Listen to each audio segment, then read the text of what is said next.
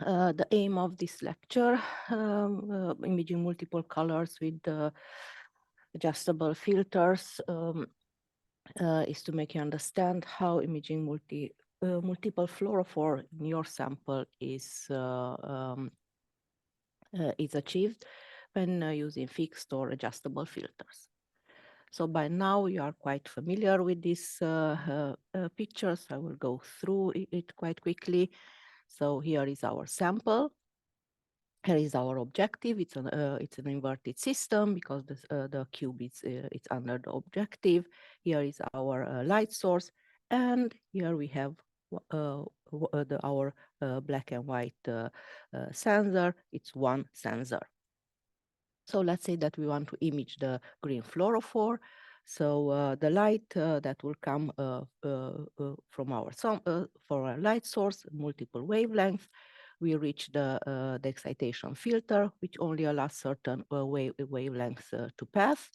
In our case, the blue one, it will pass through the dichroic mirror and will reach the sample. Some of the light will bounce back. It's reflected by the sample and will be lost in the system. But the most of the light will reach our sample and the sample will be excited. So we excite quite well our green fluorophores. This is why we have this thick green line depicted here, but we also cross-excite a tiny little bit our red fluorophore. Okay, so now the emission light coming from the sample will be reflected by the dichroic mirror towards the emission filter, which will allow most of the green light to pass through and will block the red emission light. And now the green light would arrive to the sensor and it will be recorded.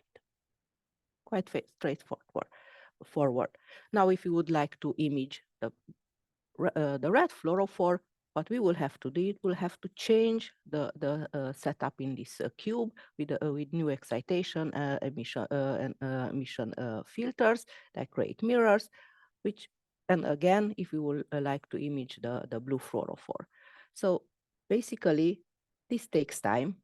And in the long run, you are limited by the number of cubes in the filter turret and their emission excitation combination.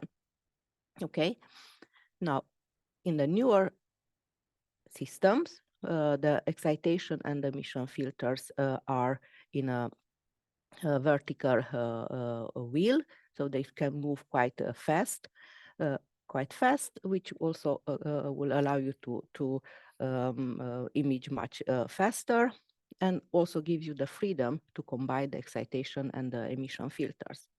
But nevertheless, you are still imaging one fluorophore at a time. Even if a camera-based system, they are quite fast. So now, so far, I only depicted one sensor, but how can we image? Then we have several sensors. How can we send the light to the corresponding sensor in a clever way? So there are several strategies to do that.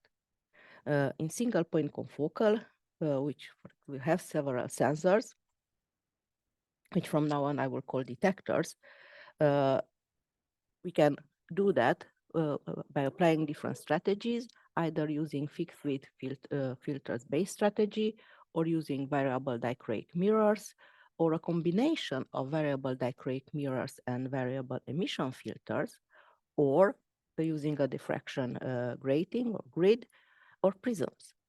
So I will quickly take you through all these strategies to see how we can image. Then we have several sensors or detectors. So let's start with the fixed width filter. And okay, so here I will now in this example, I will show you how it works in a Nikon single point confocal. So the excitation light coming from our laser will pass our dichroic mirror, primary dichroic mirror, and will reach the sample. The sample will be excited, and the emission light coming from the sample will be reflected by the dichroic mirror towards the detector. So the light that will pass through the pinhole will then will actually be will be directed towards a set or an array of secondary dichroic mirror, which all of them will split the light and send it through emission filters to the corresponding detectors. So as you can see, hopefully, so the blue line will go to the specific detector, the green detector, the blue, the green, the red, and so on. So basically, in principle, the principle of working with fixed width filters and dichroic mirror is the same for wide field, multi-point confocal, light sheet, and single point confocal systems. But an advantage of when we are using a fixed width emission filter by detection in single point confocal is that we can image actually several fluorophores at the same time. Of course, if we don't have any cross-excitation and bleed through, which we are not able to do in a camera-based system, which is always one fluorophore at a time. Of course, the disadvantage is also that at the end of the day, we are still limited by the width of the filter. They are fixed, and this is what we have in our system. But as I said, another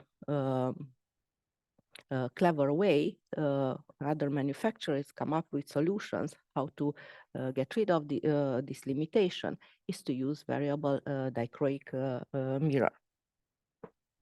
So the principle is the following. We have the emission light that will come through from the sample and will pass the pinhole. And after passing the pinhole, it will reach a variable dichroic mirror, which size call them variable secondary beam splitters. And it will reach this dichroic mirror in a certain position, which then it will divert the light to the detector. By moving this dichroic mirror, then we can divert the light to another detector. And here is it's an example, more or less, how it looks like if you are looking to a LSM 700, quite more of, I think some of you are familiar with. Again, you can see the light, the emission light will pass the pinhole, and it will reach this variable dichroic mirror that can move. And at a certain position, some of the light will be diverted to one of the detector, and the rest will pass and will be diverted to another to the second detector. If you are looking to LSM 800, here we have two variable secondary dichroic mirror beam splitters, and again the light will come into a certain the dichroic mirror being in a certain position. It will first divert some of the light to the first detector and will allow the light to go further to the second beam splitter, which again will direct some of the light to another detector. And if we are moving these two together, we can send it to the Eriscan detector too. So it's quite an ingenious way of dealing with the light and send the corresponding light, the light that we want, to certain detectors. So or they have already some great advantages, because having this variable dichroic mirror, we will have we can gain an efficient separation of the emission light. All the portion of the spectrum is utilized, and we can achieve a simultaneous fast acquisition. As I said, another way another clever solution is to use a combination of variable dichroic mirror and variable emission filters. And this is how, for example, Nikon came up with how they can do image simultaneously multiple fluorophores. Here it's an example in the how in the Nikon IX, the latest single point confocal. And here, as I mentioned, there is a combination of dichroic mirrors, variable dichroic mirrors, and linear variable filters. In this system, we have 4 spectral detectors.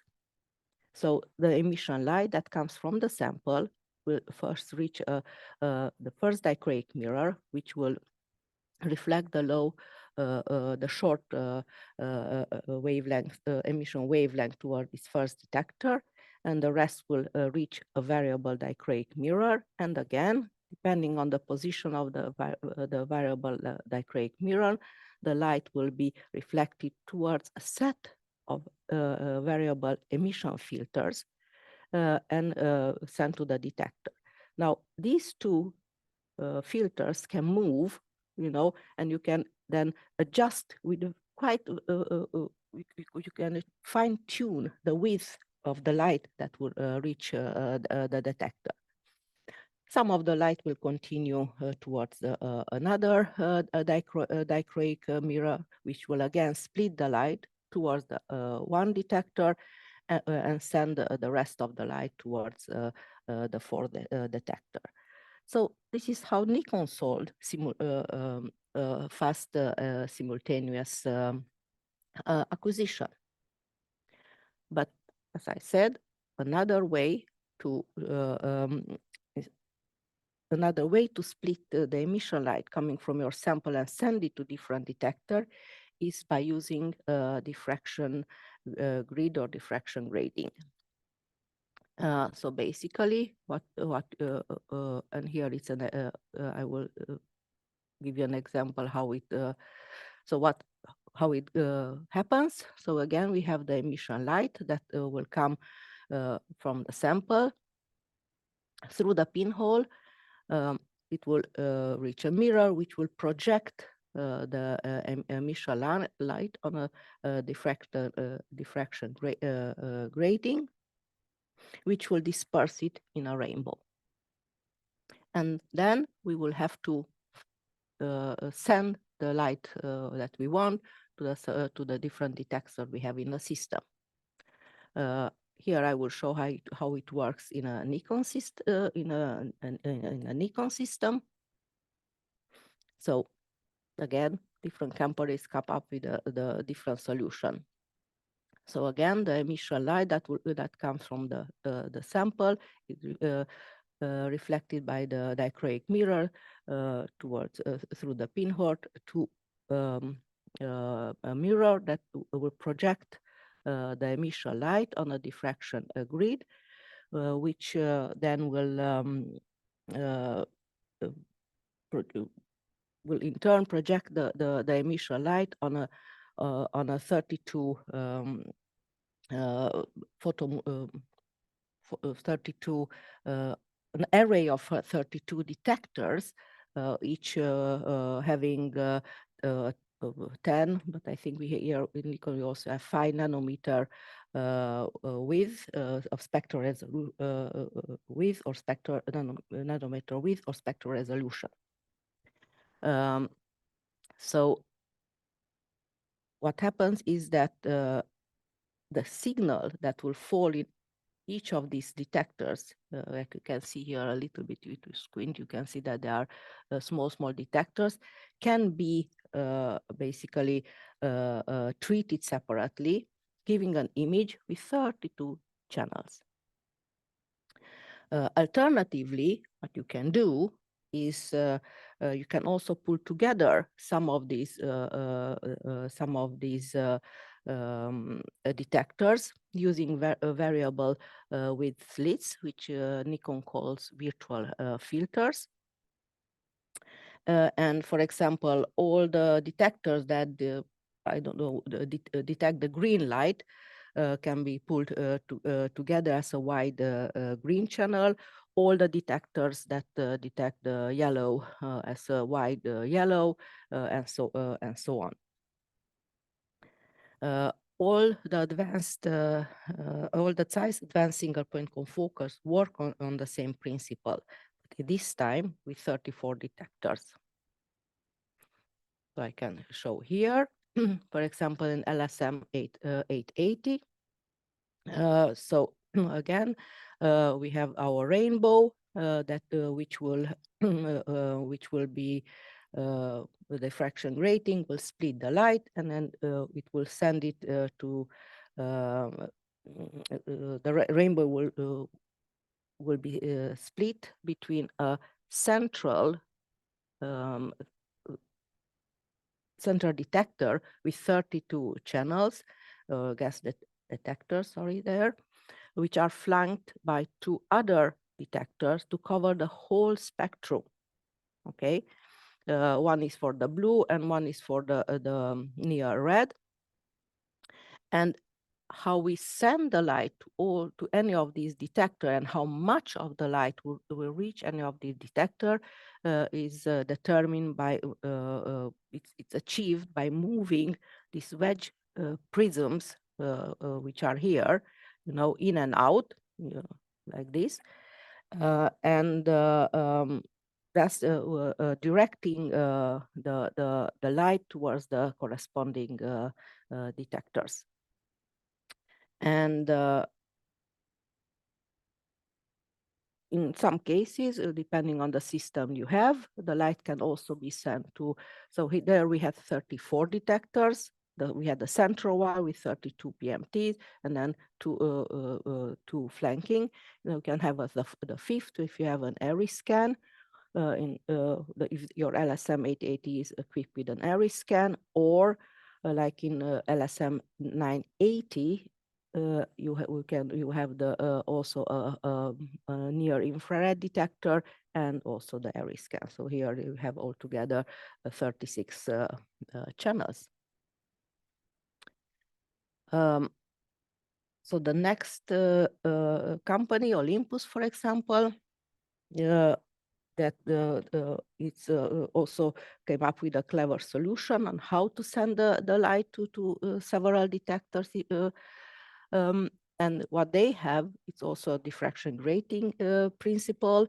So what they have something which is called volume phase holographic transmission diffraction grating, which will split the light and which will land on a lambda, on a mirror, a special mirror, which then will send the light to the detector.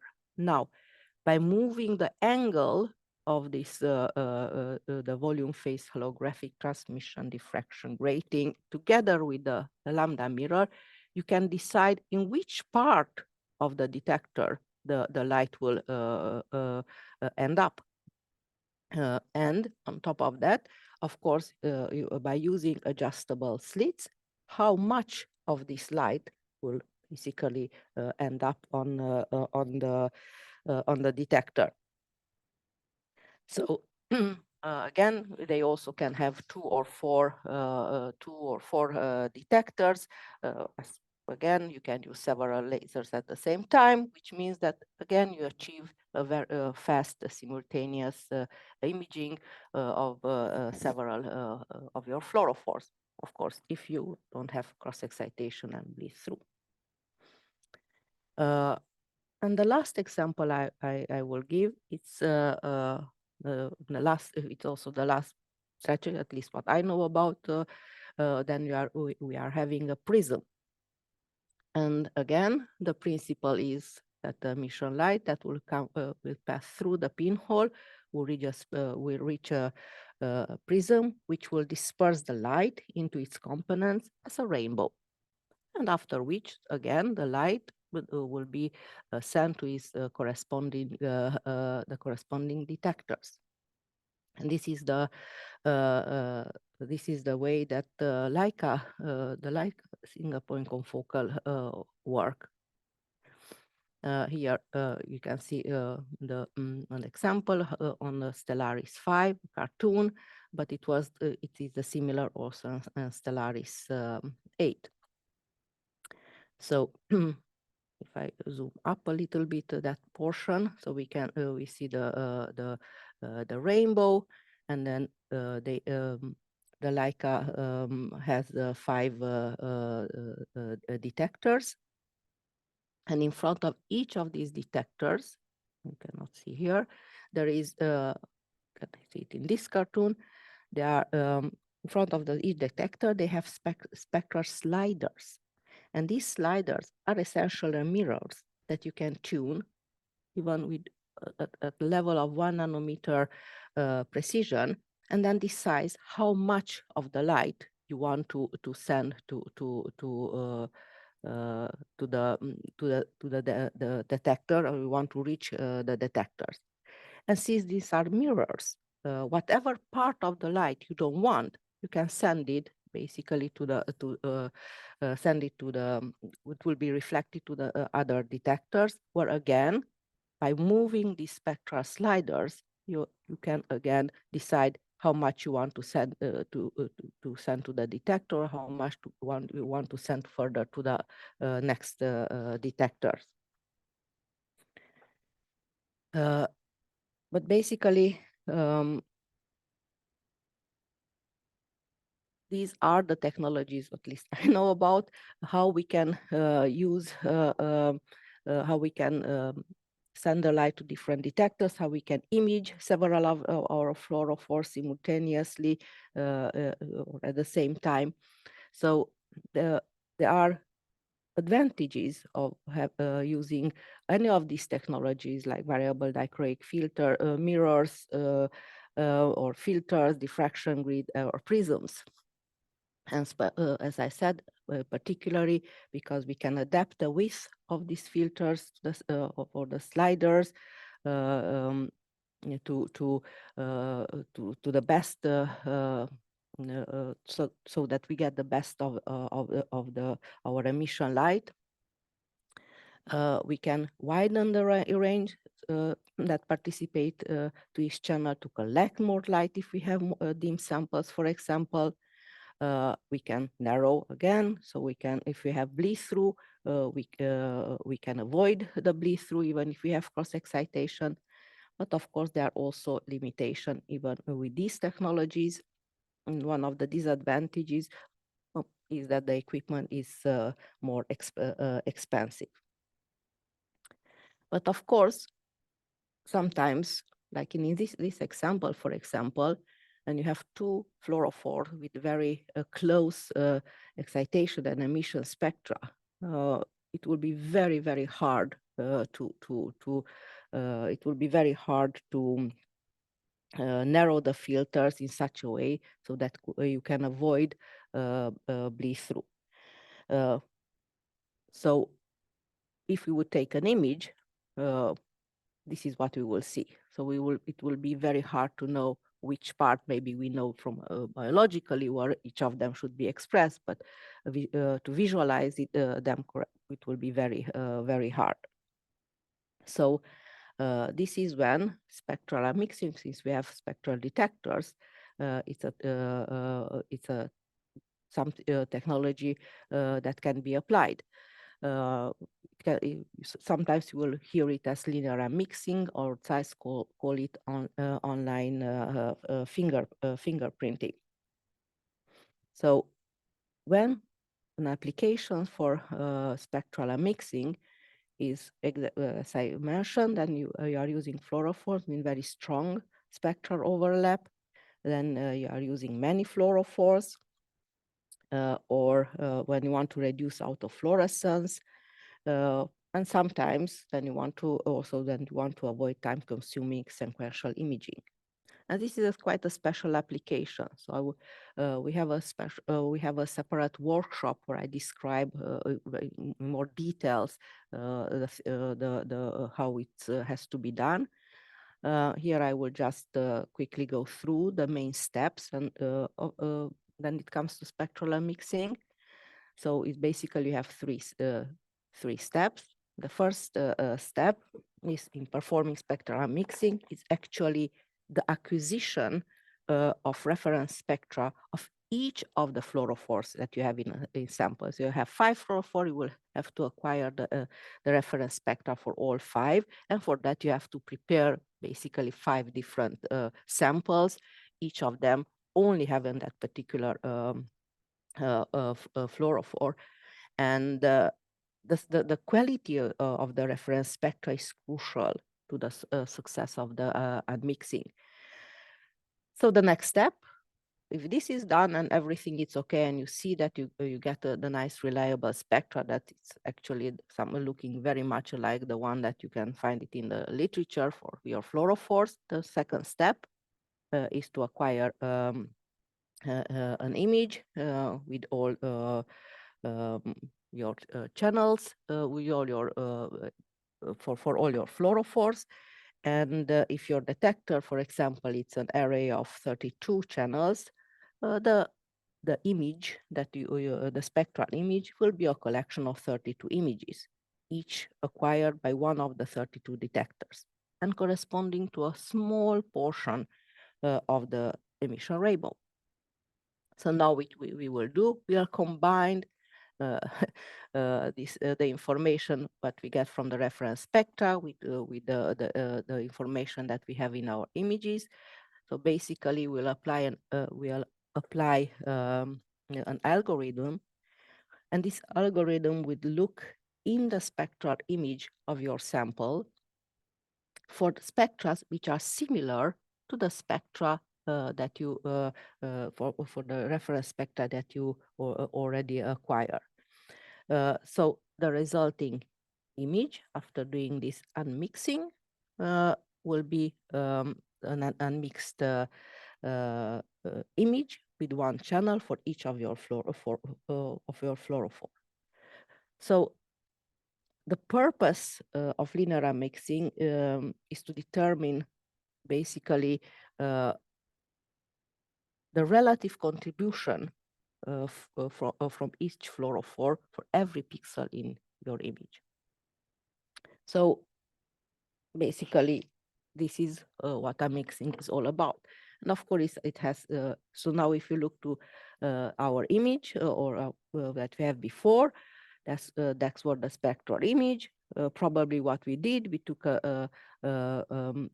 we acquired the reference spectra for the Alexa 488, and then we acquired the reference spectra for GFP, and we applied the algorithm, and voila, here is our unmixed image. But of course, there are also limitations to the spectral unmixing. Sometimes it's quite difficult to acquire the reference spectra, especially in transgenic mice.